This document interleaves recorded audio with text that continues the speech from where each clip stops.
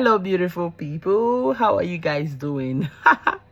This is Dr. Doris speaking to you, and I am talking to you from the comfort of my home.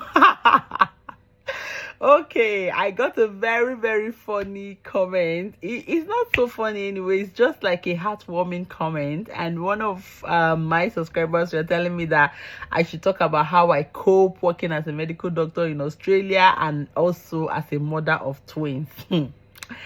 If this is a topic you feel that you're interested in, come on, let's talk about how to work in Australia as a medical doctor and as a mom. And I will share some of my stories and give you some very important tips on how to go about like preparing for Australia Medical Council exam, reading and studying, searching for jobs and how to come into Australia, applying for visa. I'll give you tip by tips, okay? If you're interested, hop on, let's go.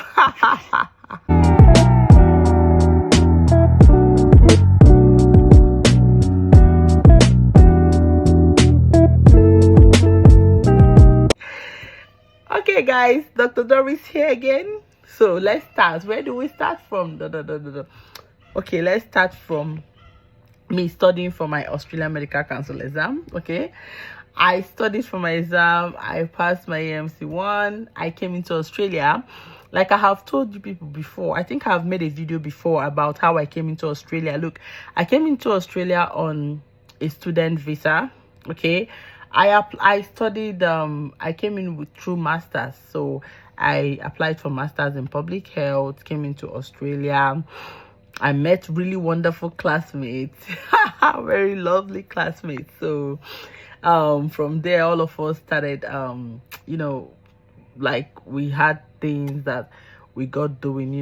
We decided to get it rolling in terms of like trying to organize ourselves in terms of exams, job search and all. So guys, after writing AMC1, you also need to have an English exam. So like I have made some other video before talking about the English exam. So you can either do PTE, OET, IELTS. Okay, if you want to do your APRA registration. Now PTE no band less than 65, IELTS no band less than 7.0, but your overall has to be 7.5. OET no band less than B for doctors. So that is the English exam. So I did IELTS first, but my IELTS was really I didn't get up to 7.5 in my IELTS. The reason was because I had something happened during the exam. I guess I got carried away that I didn't use my time well. It was just time management, and I ended up didn't finishing my writing. That was the one that brought me down, because my writing was 6.5, and but every other thing, like my speaking was 7.5, my listening was 8, my my reading was 7, I think 7.0. Then now the writing was 6.5, so that brought down my score to, I think I got either 7 or 7.5. I'm not sure now because it's been a long time, but that particular is no band less than 7, and my writing was 6.5. This is one thing I remember vividly. So that didn't work out. It didn't go well. So I decided, okay, what do we do? How do we go from here? I decided, okay, let me do PTE. So when I decided to do PTE, I did my PTE in Australia in March. Okay, I did my PTE, and I passed it very well. I think I got the 79 in my PTE, and all the bands were good. My writing was 82, reading was 67, and speaking was 80 something as well. Then listening to was 80 something, but what took down my score to 79 was the reading. But it doesn't matter. What Australian Medical Council exam wants, what APRA wants, is no band less than 65. It doesn't matter if you get 90 on all your bands and you get 65 in all your bands. You guys have the same opportunity. And that's one beautiful thing about Australia, is the fact that the opportunity doesn't change. It's just like when you write AMC1 and you get 500 over 500. You and somebody that have 250 people have the same opportunity, so it doesn't even matter the score. The most important thing is just pass. Okay, so after I passed my English exam, okay, then I started searching for job. I was searching for job. I got my first interview call in Sydney Children's Hospital. Okay, they were the first hospital that called me, and I was so happy. They invited me for interview to as a senior resident medical officer. Okay, so when they invited me, look, I didn't have AMC2. Okay, so for some people that have been asking me about AMC2, I don't even have AMC2 until now. I'm still hoping to get my AMC2. I haven't done it yet. Okay, I hope that helps to calm a lot of things. A lot of people be asking me, have you done your AMC2? No, not yet, but I am hoping to do it, and I'm hoping to pass. So yeah. Okay, so I got the interview in Sydney Children's Hospital, and I had 3 people interview me. They were 3 very nice people. One was a man, a male, and 2 female. They did interview for me, but I think I don't know why I wasn't called, because I didn't even get a feedback. Even though I kept on asking them for feedback, I didn't get any feedback, but I didn't hear from them. That was so disappointing, right? Yeah, the reason I'm saying this is because a lot of you might be having interview and not getting called. It doesn't mean anything. It doesn't mean that you're not good. Don't ever let that affect the way you think and feel about yourself. Okay, so I didn't know what happened. I didn't hear back from them. I didn't get a feedback, but I'm suspecting probably because I didn't have AMC2. I don't know, but this is just me second guessing myself. Okay, so after that interview, I didn't get called. I didn't know what happened. Okay, and I decided, okay, that's fine, they can do whatever they want.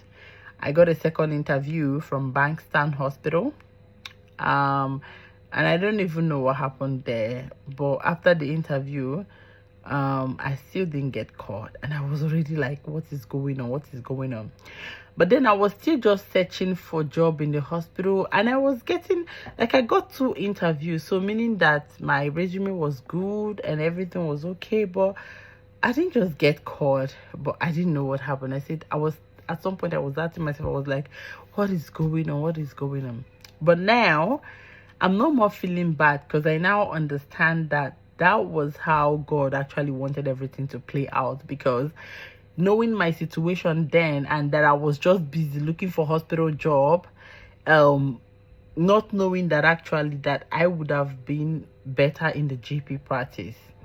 So, I woke up one day and I told myself, you know what, I'm no more looking for hospital jobs. I just want to focus on looking for GP jobs. Okay, now I'm a medical doctor, yeah, but I also pray. I know that a lot of doctors were evidence-based, or believe in like things that are scientifically proven, but I also pray to God, and I believe that sometimes and a lot of times, miracle can happen. So I started looking for GP job, and I prayed. I said, God, please help me. If this is what you want, because I don't even know what's gonna happen, but if this is what you want, just let it work out. And then I was already heavily pregnant with my daughters. So I started searching for GP job. Within a week, I got a GP job. Okay, within a week of starting my search to look for a GP job, I got a GP job in Queensland.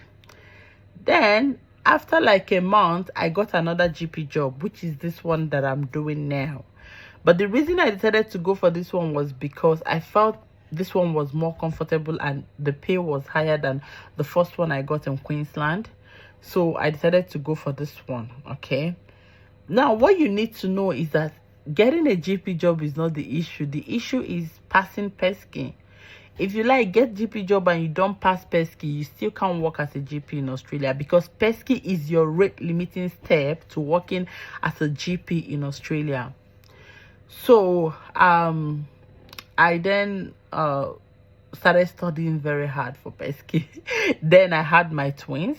It was very difficult studying with two of them, and I didn't have anybody to take care of them because I lost my mom when I was 7 months pregnant. I've made that video before, and may God rest her soul. So I was holding my babies alone. I would be talking to them. Sometimes I would tell my baby, "You're my patient, you're my patient." I'll be calling Kaima, "You're my patient." This one. I'll be talking. I'll be using her to like practice how to talk fluently. So that was how I kept on doing it. I studied for my pesky for 2-3 months, and I did my pesky one touch and I passed it. To God be the glory. So after I passed my pesky, I did my APRA registration, and here we are. So I finished my APRA registration. I was in Sydney before, and then I decided to relocate to this regional area because this place is very remote, but I am not regretting any part of that step. I am enjoying every bit of my stay here in the regional area. So I mean, it's being a doctor, and especially being a GP, is a rewarding career. And there is one thing, like before, when I haven't even started working as a GP, I thought that GPs are just about, oh, you go to your GP to give you medication, maybe give you Panadol. But when I started working as a GP, I understood that our role is very diverse. It is very, very important. We are an important part of a community, and our job is just trying to keep people alive, keep them safe, keep them healthy, follow up with their health needs, you know. So that was how I finished, passed my pesky, came here, and then I started working as a general practitioner, and the job has been so good. And I know that some of you want to ask me how many years experience do I have.